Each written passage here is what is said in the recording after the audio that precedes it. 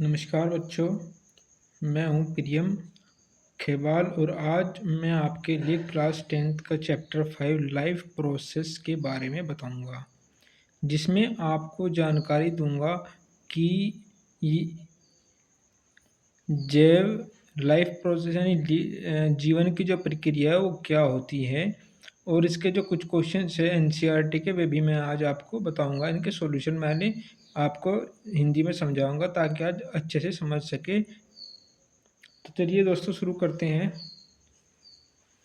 What is life? Life क्या है?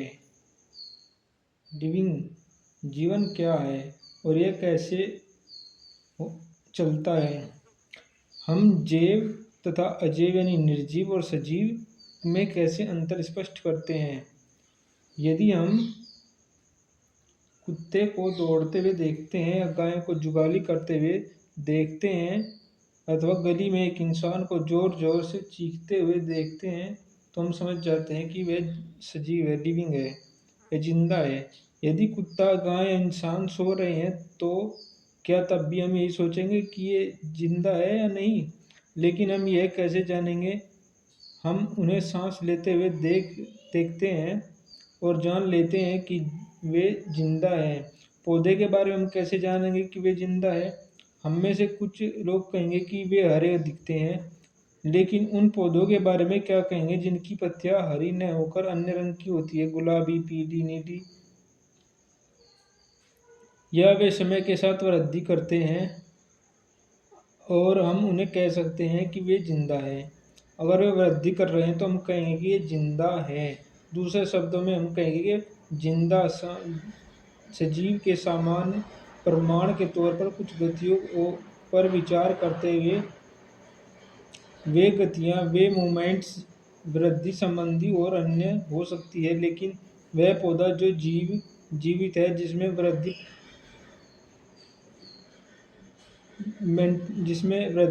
नहीं होती। कुछ जंतु सांस तो लेते हैं परंतु जिनमें गति स्पष्ट रूप से नहीं दिखाई देती। क्या वे भी जिंदा है?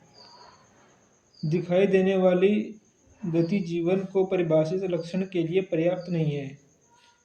अतः अति सूक्ष्म स्केल पर होने वाली गतियां आंखों से दिखाई नहीं देती। उदाहरण के लिए एटम्स की गतियां क्या दृश्य दिखाई देती है? जो मॉलिक्यूलर गति जीवन के लिए आवश्यक है, जो आणविक गति जीवन के लिए आवश्यक है, क्या वह भी दिखाई देती है? यदि हम यह प्रश्न किसी व्यवसायी जीव विज्ञानी से करते हैं तो उसका उत्तर सकारात्मक होगा। वास्तव में विषाणु के अंदर आणविक गति यानी अणु यानी एटम्स की गति नहीं होती है जब तक वे किसी कोशिका को यानी किसी सेल्स को संक्रमित नहीं करते, जैसे उसे इन्फेक्टेड नहीं करते। तो इस कारण यह विवाद बना हुआ है कि वास्तव में जीवित है या नहीं। तो मैं आपको दोस्तों थोड़ा सा हिंदी में इसलिए समझाते देता हूँ क्योंकि कुछ लोगों को इंग्लिश में समझ नहीं आता, इसलिए आप ध्यान से सुनते हुए चलना। जीवन के लिए आणविक यानी एटॉमिक गति क्यों आवश्यक है? पूर्व कक्षाओं में हम देख चुके हैं कि जीवन की संरचना सुसंगठित यानी होती है। उनमें ऊतक हो सकते हैं, उनमें सेल्स हो सकती है, उन सेल्स की उन सेल्स में कोशिकाओं के छोटे घटक होते हैं। जीव की यह संगठित और सुव्यवस्थित संरचना समय के साथ साथ पर्यावरण के प्रभाव के कारण होती है। यदि यह व्यवस्था टूटती है तो जीव और अधिक समय तक जीवित नहीं रह पाएंगे। अतः जीवों के शरीर की मरम्मत तथा उनके मूवमेंट्स, उनके मेंटेनेंस की आवश्यकता होती है, क्योंकि ये सभी संरचनाएं अणुओं यानी एटम्स से बनी होती है। अतः उन्हें एटम्स को लगातार गतिशील बनाए रखना चाहिए। सजीवों में मेंटेनेंस कैसे होता है, आइए जानते हैं।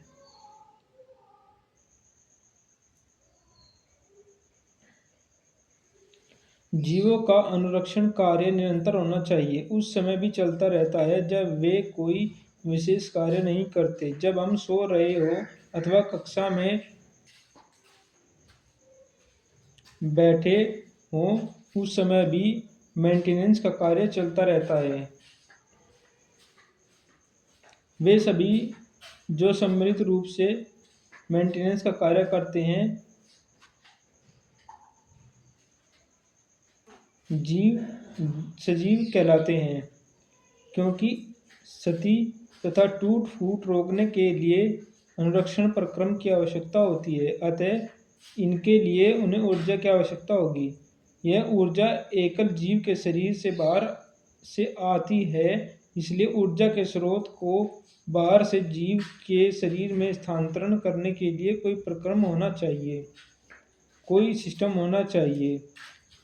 इस ऊर्जा के स्रोत को हम भोजन तथा शरीर के अंदर लेने के लिए प्रक्रम को पोषण यानी न्यूट्रिशन कहते हैं। यदि जीव में शारीरिक वृद्धि होती है तो इसके लिए उसे बाहर से अतिरिक्त कच्ची सामग्री की भी आवश्यकता होती है, रॉ मटेरियल्स की आवश्यकता होती है, क्योंकि पृथ्वी पर जीवन कार्बन आधारित है, यानी कार्बन पर निर्भर करता है। अतः अधिकांश खाद्य पदार्थ जो रॉ मटेरियल है, जो खाने के पदार्थ हैं, कार्बन आधारित होते हैं, उनमें सब में कार्बन पाया जाता है। हम जो भी फूड इनटेक करते हैं उन सब में कार्बन होता है, वे कार्बन से ही बने होते हैं मेनली। इन कार्बन स्रोतों से जटिलता के अनुसार विविध जीव भिन्न प्रकार के पोषण प्रक्रम को प्रयुक्त करते हैं। चूंकि पर्यावरण किसी एक जीव के नियंत्रण में नहीं है, किसी भी जीव के नियंत्रण में नहीं है क्या, अतः ऊर्जा के ये बाह्य स्रोत विविध प्रकार के हो सकते हैं। शरीर के अंदर ऊर्जा के इन स्रोतों के विघटन या निर्माण की आवश्यकता होती है, जिससे ये अंततः ऊर्जा के एक समान स्रोत में परिवर्तित हो जाने चाहिए। यह विभिन्न एटॉमिक प्रोसेस के लिए विभिन्न जीव शरीर के अनुरक्षण तथा यानी मेंटेनेंस तथा शरीर की वृद्धि इम्प्रूवमेंट के आवश्यक अणुओं के निर्माण में उपयोगी है। इसके लिए शरीर के अंदर रासायनिक क्रियाओं की एक श्रृंखला की आवश्यकता है।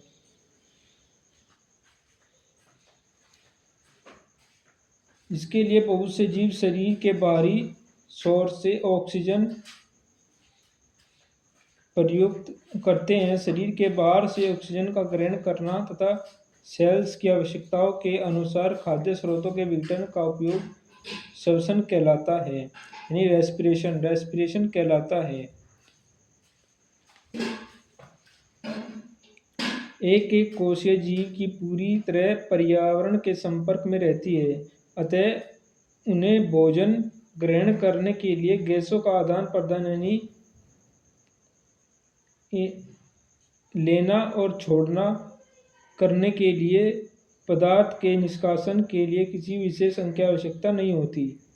लेकिन जब जीव के शरीर का आकार बढ़ता है तथा शारीरिक अभिकल्प अधिक जटिल होता है, तब क्या होता है, बहुकोशीय जीवों में सभी कोशिकाएं अपने आसपास के पर्यावरण से सीधे संपर्क में नहीं रह सकती, अतः साधारण विसरण सभी कोशिकाओं की आवश्यकताओं की पूर्ति नहीं कर सकता। हम पहले भी देख चुके हैं कि बहुकोशीय जीव में विभिन्न कार्यों को करने के लिए भिन्न भिन्न विशिष्टीकृत हो जाते हैं। हम इन विशिष्टीकृत सेल से जीव के शरीर में उनके संगठन से परिचित हैं, अतः कोई आश्चर्य नहीं।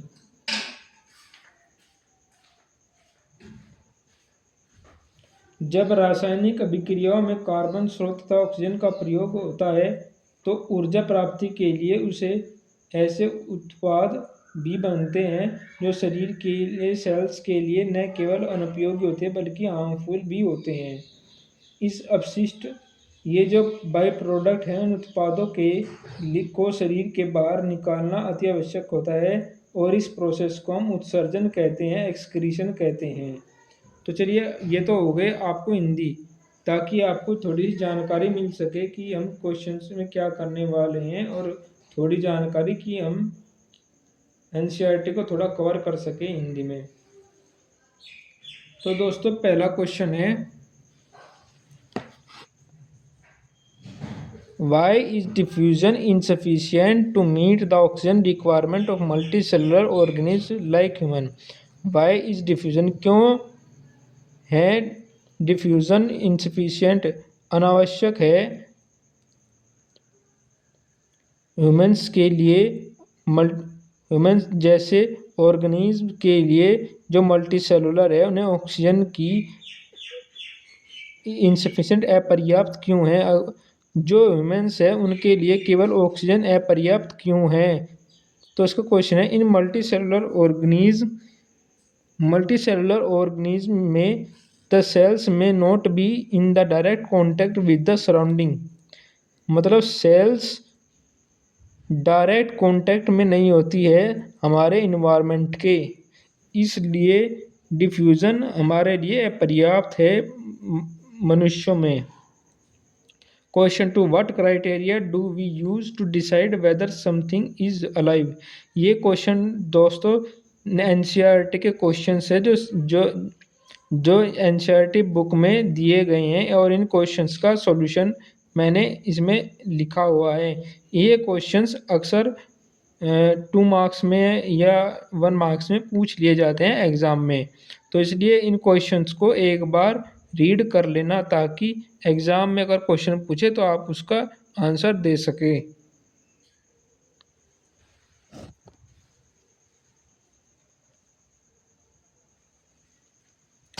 Question number 2, what criteria do we use to decide whether something is live. क्या क्राइटेरिया है किसी को कोई जिंदा है या मरा हुआ है उसे कैसे हम निर्णय लेंगे कि वह जिंदा है या मर चुका है। तो those grow over time are called alive, जो बढ़ सकता है समय के साथ वह जिंदा है। इन अदर वर्ड्स, दूसरे शब्दों में, वी कैन से दैट, हम कह सकते हैं द मोमेंट्स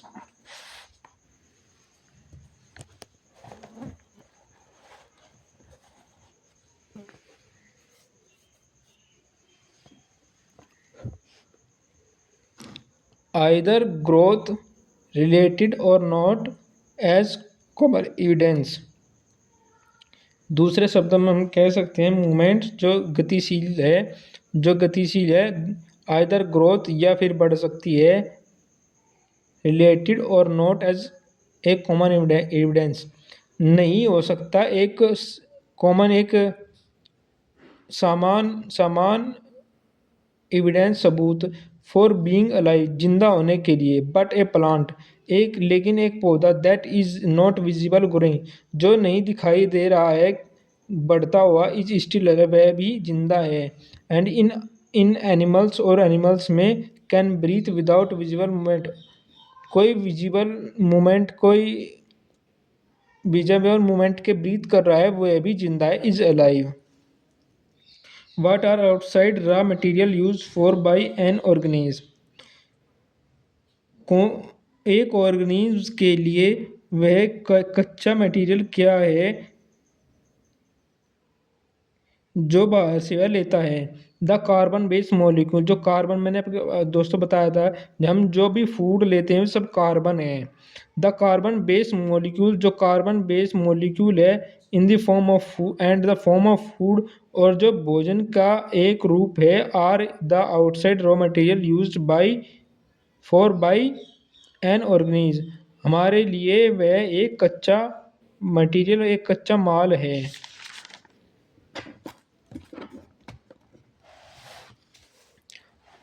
दोस्तों अगर आप चाहते हैं कि पूरी साइंस के क्वेश्चंस जो एनसीईआरटी में दिए गए हैं मैं उन सबको समझाऊं हिंदी में और उनके आंसर बताऊं, तो आप इस चैनल को सब्सक्राइब ज़रूर कर ले और शेयर करें अपने दोस्तों के साथ, ताकि वे भी जो ट्यूशन में या स्कूल में क्वेश्चंस नहीं बताए जाते, जो आपकी समझ में नहीं आते, ताकि वे भी यहाँ क्लियर हो सके।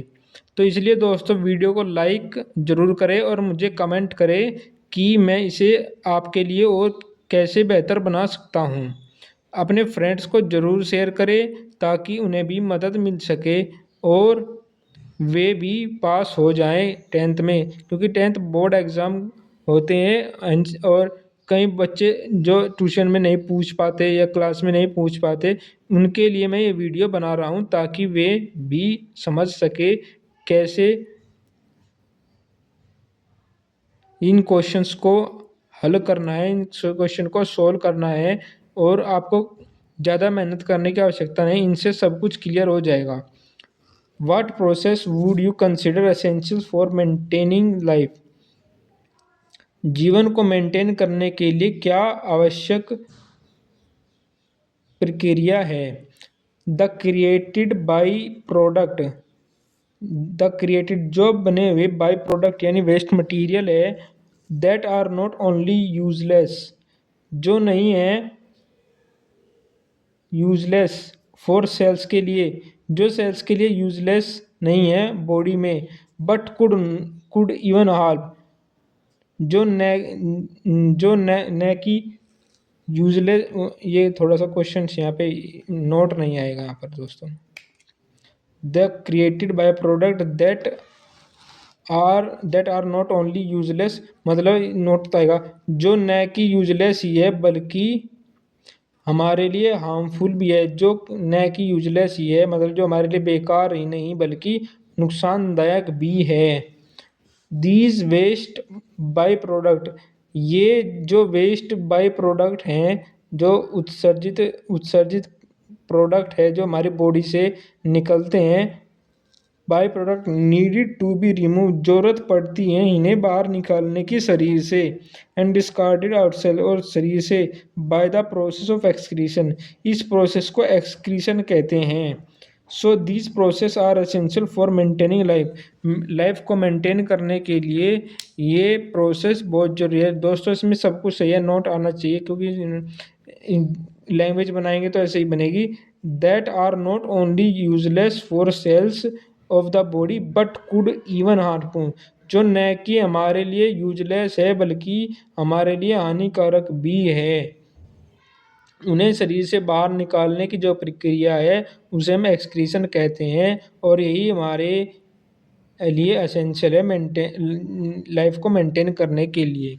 तो दोस्तों ये मैंने आपको 4 क्वेश्चंस बताए हैं और मैं इन क्वेश्चन का एक स्क्रीनशॉट भी आपको दे दूंगा और ये क्वेश्चंस आपको एनसीईआरटी में शुरू में ही है क्वेश्चन, लाइफ प्रोसेस के चैप्टर 5 में ही है। इसका स्क्रीनशॉट मैं आपको जो इसके वीडियो के लास्ट में दिखा दूंगा ताकि आप वहाँ से भी क्वेश्चंस को पढ़ सके। दोस्तों एग्ज़ाम में जब मैंने एग्ज़ाम दिए थे तो मैं ऐसे ही पढ़ता था, मेरे टीचर्स ने मुझे ऐसे ही पढ़ाया था और वही नोट्स मैं आपको भी प्रोवाइड करा रहा हूँ उसमें और बेहतर करके, ताकि जब मैं पढ़ता था तो मुझे हिंदी में नहीं बताते थे तो उसके बाद मुझे प्रॉब्लम होती थी, लेकिन मैं आपको सब कुछ हिंदी में बता रहा हूँ ताकि आपकी बात समझ में आ सके और आप इसे इंग्लिश में कोई सेंटेंस को बनाकर भी लिख सकें। तो दोस्तों वीडियो को शेयर ज़रूर करें अपने दोस्तों को और अपने मित्रों को, जो आपके इष्ट मित्र हैं जो आपके साथ में पढ़ते हैं वे भी समझ सके। ये क्वेश्चंस ज़्यादातर एनसीईआरटी के 1 मार्क्स या 2 मार्क्स में 3 मार्क्स में भी पूछ लिए जाते हैं, 5 मार्क्स में तो ये नहीं पूछे जाते। 5 मार्क्स में जो क्वेश्चन पूछेंगे मैं आपको बता दूंगा कौन से 5 मार्क्स में पूछे जाते हैं, पर ये बहुत ही इम्पोर्टेंट क्वेश्चंस है और ये क्वेश्चंस आपके आगे चल के भी काम आएंगे। इन्हीं क्वेश्चन से नीट एग्ज़ाम में भी पूछे जाते हैं। जी हाँ दोस्तों, मैं सही कह रहा हूँ, ये क्वेश्चंस नीट एग्ज़ाम में भी पूछे जाते हैं। कहीं ना कहीं आपको एक क्लियर होने चाहिए। अगर आप 12th के बाद पीसीबी लेते हैं, बायोलॉजी लेते हैं, तो आपको ये पता होना ही ज़रूरी है। अगर आप पीसीएम लेते हैं या कॉमर्स में जाते हैं तो फिर इतना इम्पोर्टेंट नहीं होता, क्योंकि बायोलॉजी बेसिक क्वेश्चंस यही हैं बेसिक क्वेश्चन, इतना तो सबको पता होना ही चाहिए। तो दोस्तों चलता हूँ और दोबारा मिलूँगा, अगले जो क्वेश्चंस हैं उनके सॉल्यूशन लेके आऊँगा ताकि आपको पता चल सके। Thank you.